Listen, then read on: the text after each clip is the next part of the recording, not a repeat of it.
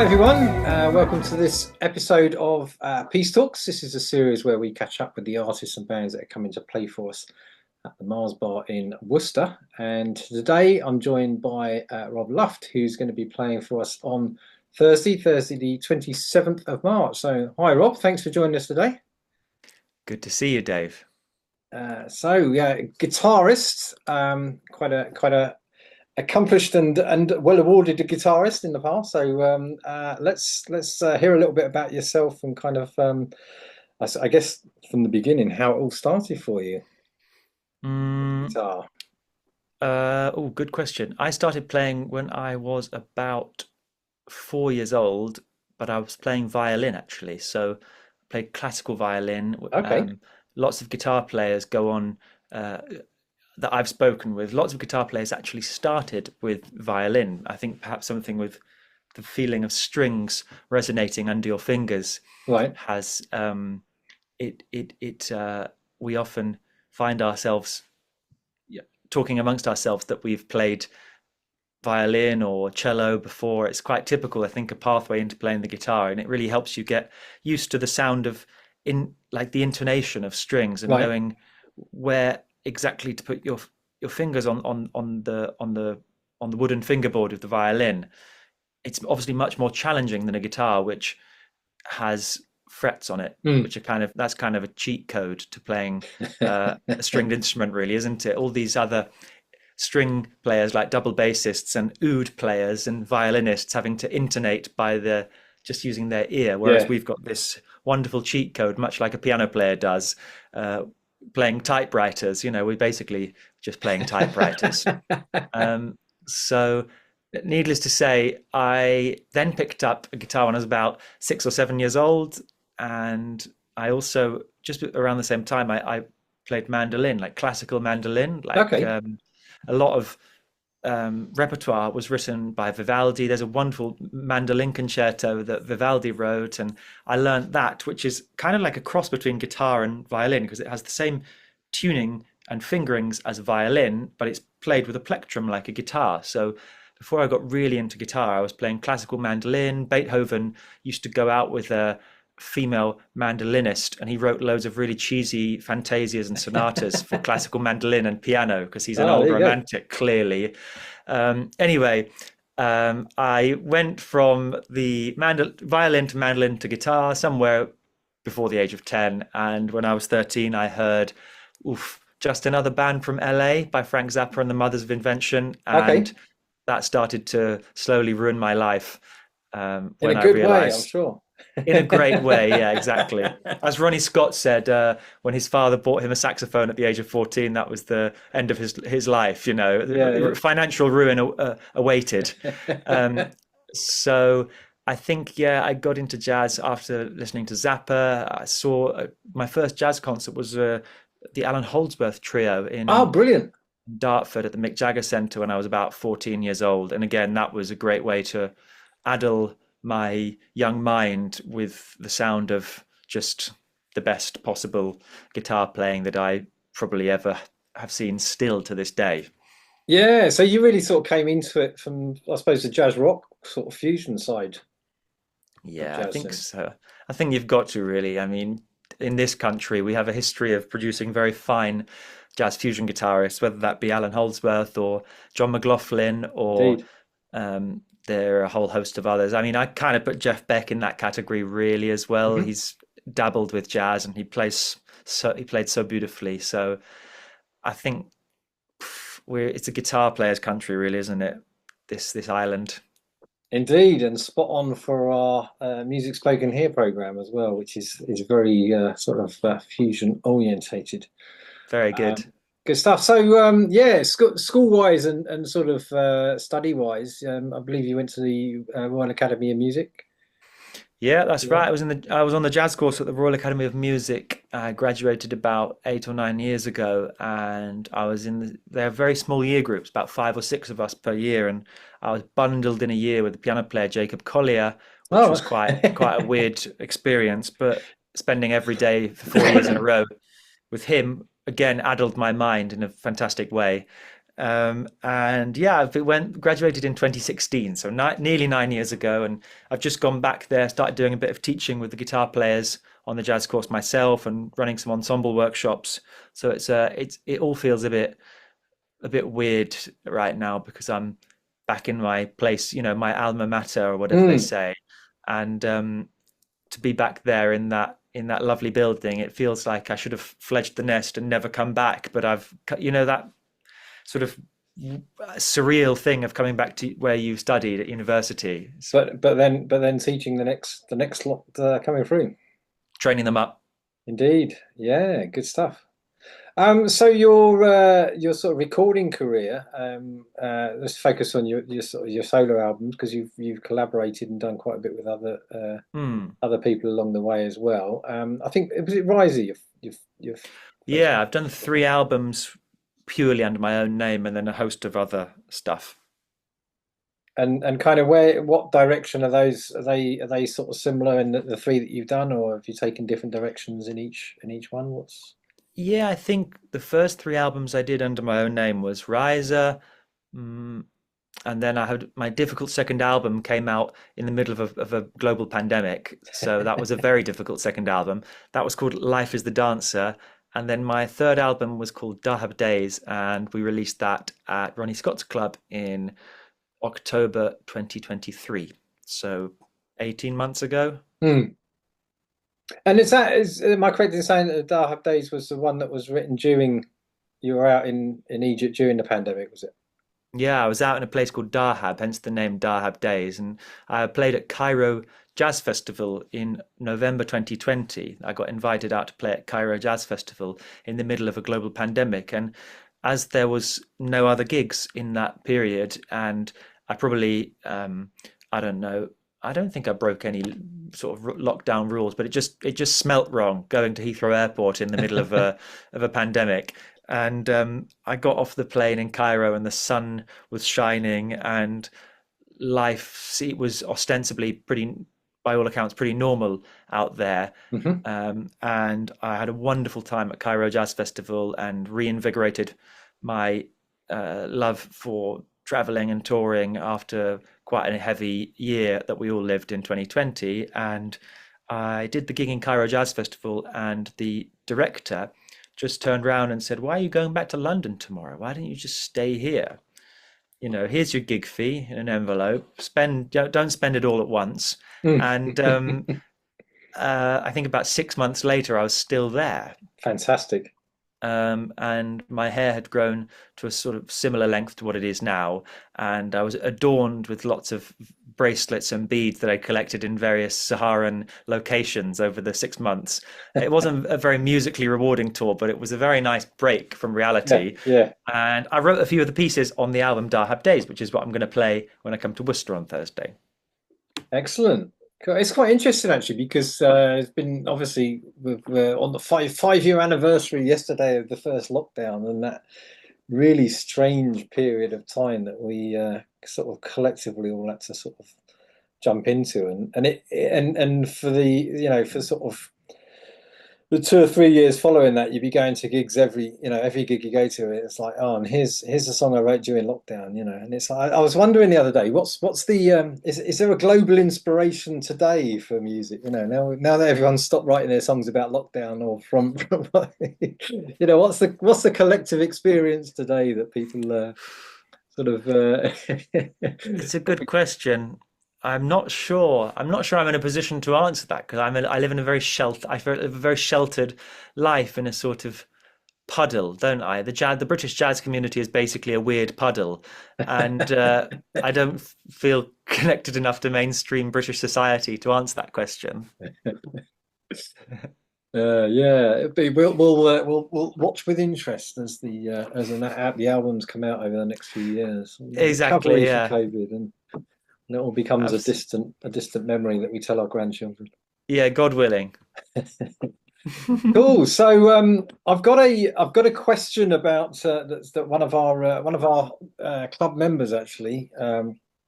Justin asked me to ask about you. I think he might have discussed it with you before. But it sounds interesting. I know nothing about it that I've looked at before. So this is a reality TV show that you did about 10 years ago. 10 years ago this year, yeah, a decade ago. Oh, what was all that I about? well, I was on this TV show called Guitar Star when I was 21, Hmm. and it was one of these programs, I guess, in the height of the reality TV era, Hmm. which was probably about a decade ago, somewhere after Big Brother, but somewhere before the internet took over everything. So people still watched a lot of cable TV and a lot of terrestrial TV. And I think it was on Sky Arts. It was called Guitar Star. It was presented by quite a famous Radio 1 presenter whose name I've forgotten. Oh dear. I should probably know this. Luckily, I've got my computer to hand. I can tell you. It's people, these are names that you will recognize. It was presented by, there was a few presenters. I remember, oh, here we go. It was Edith Bowman, Huey Morgan, and Nitin Sawhney. Oh, right, okay. Yeah. So they were the presenters. And then we had like special guest mentors. So I think we did like a day of recording at Abbey Road with Tony Visconti, Hmm. who was a producer for David Bowie. Right. I think he produced all like the most of the well-known Bowie albums, and then we did like a day of a little gig and like workshops with that guitar player Lee Ritenour at Ronnie Scott's club, Oh, cool. and we also did like an acoustic guitar workshop with the flamenco guitarist whose name is Paco Pena, Hmm. Spanish player. And that was season one. I was in season one, and season two, the mentor was George Benson, and I'm very Oh, very wow. sad that I didn't apply in season two because I think I might have had a better chance of winning because George was like the big boss, and in my season, I think it was like a rock and roll guy who was the big boss, and of course the winner of Ah. the entire thing was a rock and roller. Anyway, it was jolly fun, and I got to be on TV for 6 weeks, but I didn't actually enjoy it too much because I wanted to be in a behind closed doors with the likes of Lee Ritenour and ask him all the questions Right. that you Yeah. might want to ask him about working with Dave Grusin or Mm. working with Herbie Hancock or all the great players that Michael Brecker that he played with, who some of whom are no longer with us. And I was unable to really have a heart-to-heart chat with him Right. because there were like bright lights and cameras being put in Just front of everywhere. us like all the time, and it was quite frustrating actually. But quite an interesting experience. Probably not something that I'll ever repeat again, just because it doesn't feel like we're living in the era of reality TV anymore. People just put their stuff up on the internet, like we're doing now. This is reality Exactly. Yeah, TV. yeah. But do it yourself, make your own. Yeah, yeah, yeah. Cool. So is any of that kicking around on YouTube It or might be. I mean, I was the second. I came second place, so I was in from the first oh, episode to the last episode. Like the whole show, the whole season. I'm there till the bitter end. oh, fantastic. You were Yeah, you were literally robbed if you I got the was second robbed. second place I was given second place, but because my theory is that people who come second place often have quite a lot of longevity. I don't know if you've noticed that, like about reality TV shows and competitions in general, the second place winner yeah, yeah, has some staying power that sometimes the sort of, the Gareth yeah. Gates, of the world disappear, but Will Young remains. I'm not saying that I have anything to do with Will Young in my I musical. get what you're saying. It's very much the case with those sort of talent shows and that, isn't it? On those series that That's my hypothesis. yeah, I think the winners get their one hit wonders and then disappear, but the others are in it for the long run. That's So me. yeah, there we go. Guitar Star was it called? Sky Arts Guitar Star or just Yeah, Guitar Star, and it was on Sky Arts. But as I yeah. say, it did get replayed every week on what was it called? Sky One. Right. Okay. Ah, cool. I'll look out That's for a good that one. I'm not sure you'll find anything of it, but you can try. then. So let's talk a bit about the band then that's coming up with you, your quartet. Because I saw you down at Brick Lane Jazz Festival. Was that last year? I think it was last year, wasn't it? Oh, that was last Yeah. year. Coming up again this month.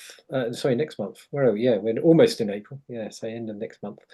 Um, so yeah, talk us through the band that you've got coming up. I think it was the same band that will play on Thursday in Worcester, except without a piano. Hmm. Because in Brick Lane, I think we had a piano player with us, Yes, Sam yeah. Watts, and it's a great band. It's Corey Dick on drums, Tom McCready on bass, and Joe Wright on saxophone. And we've been playing together for, well, since 2014. So that's in, I mean, as a band since 2014. So I would have been nine, no, 20 at the time. Yeah, I'd have been 20 at the time when we started playing, and I started working like on and off with Corey and Tom as a bass and drums rhythm section Hmm. from the age of about 16. Right, So okay. that's like more or less half my lifetime I've been playing with them, and we've got a great rapport. They're just lovely guys, and we are old shipmates. Excellent. Yeah, because Corey came up in, I think it was just looking on my board. When was it? It was November 2023. Blimey, yeah. With his band. So Joe was in his band there. That was a sick piece that he came up with when he did I his. think I might have supposed to have been on that gig. Oh, right.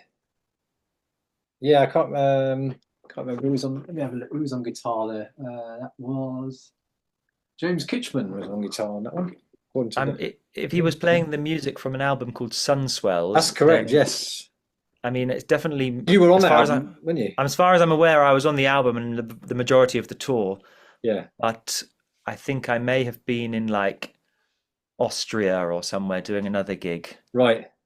and maybe on tour with one of the various bands that I play in mainland Europe. So that might have just being on the wrong body of land sometimes prevents me from getting to Worcester or um, you know Hull or Spalding or some sort of All the other places that he offbeat was doing his tour. Yeah. offbeat locations that often find myself in Britain, which is wonderful. I love the fact that I keep unearthing these jazz clubs like your club that you're running in Worcester. I think it's Yeah. absolutely brilliant that we have an infrastructure, a circuit where we can come and play our music. And it's great to be able to get because I lived in Watford for the first sort of 48 years, 46 something like that years of my life. So I was born there and grew up there. So I was able to dip into the sort of London scene and where the majority of musicians are sort of a lot of the sort of UK jazz seems to sort of come from London. I mean, there's a lot else Yeah, going on around the country, but yeah, it's just been great to have that opportunity to bring some of those people up for the first. Is it your first time playing in Worcester?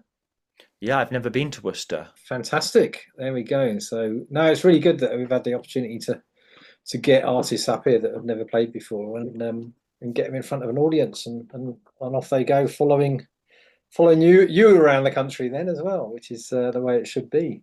That's fantastic. We love you madly. We you know. It's been so much fun actually. I had a 30-year career in tech in IT before this, and sort of this was always in the back of my mind to do for the last sort of 10 years, and the opportunity sort of slotted in the last 3 years. So That's I'm so just nice. full steam ahead and sort of jumped into it without a clue of what I was doing, but knew why I was doing it, and that's the important thing. And then everything else just sort of falls into place. So yeah, it's been a great adventure. Um, we've expanded out. Last year we started doing shows there because it started off as a monthly thing, Hmm. and last year we went to every 2 weeks. And I did a couple of extra shows on weekends. So we're doing every second and fourth Thursday now. I'm just about to kick off a pilot of Sunday, so we're going to start doing some Sunday stuff, more sort of soul, gospel, that sort of stuff on Sundays Nice. as well. So yeah, it's all sort of taking off, and we've started to get a consistently decent sized audience as well over the last couple of months. Fantastic. So it's not just one man and his dog.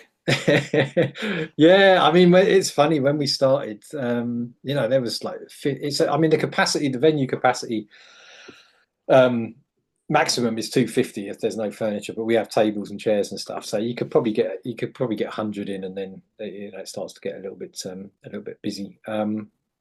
You have to find spaces, but yeah, and we had like 15, 10 to 15 people in some of the first gigs, and it's embarrassing. You sort of bring an artist up from London and say, oh, come and play for our club that I've just started. 30 chairs and 10 people. Well, there's a very important rule, which is that if there are more people in the audience than there are on the stage, it's officially a rehearsal. There you go. No, Exactly. wait. If there are more people in the audience than there are on the stage, it's a Yeah, yeah. gig. And if there are more people on the stage than there are in the audience, it's a rehearsal. It's a Always rehearsal. get There that you wrong. go. Yeah. So So, but it's all good, I whatever happens. I mean, basically, as long as there are five people on Thursday, we've got a gig. Otherwise, you'll be watching a live rehearsal. Indeed, indeed. No, we've certainly been doing a lot better. I don't know what's changed, but it's quite interesting because there's quite a lot of other jazz going on around the West Midlands. There's pretty much something on every night in Birmingham. But I think those clubs have also been seeing pretty good turnouts as well this year. So it's the I'm year happy of to hear. jazz. It's the year that jazz is coming out of the closet and into the mainstream, and people are getting down to it. Again, Again, before it's yes. before it's Slightly. forced back into the closet for another 15 years. Ah, cool. So, yeah, really excited to have you come up and play and listen to your music. Is it going to be primarily They Have Days material, or?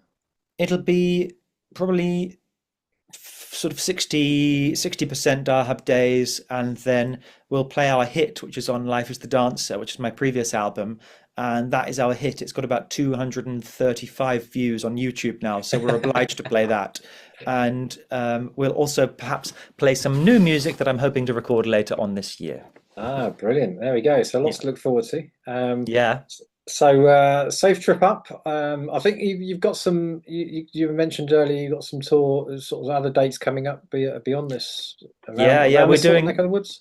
we're doing all the bright lights this week. We've got Worcester on Thursday, Cardiff Friday, Basingstoke Saturday, There you and go. then London, not this Saturday, but next Saturday we're playing at the Vortex Jazz Club, and I'm going to play in Venice in Italy in between that with Wow, another there we band. go. Busy schedule. So That's what we do. I'm glad you're kicking that all off with us. So It all starts in Worcester. it all starts in Worcester, as so many things have this in the last couple of years. Excellent. Well, safe trip up for you and the guys, and we shall see you. That's Thursday, the 27th of March at the Mars Bar. Thanks Can't for your wait. time there, Rob. Cheers, Dave.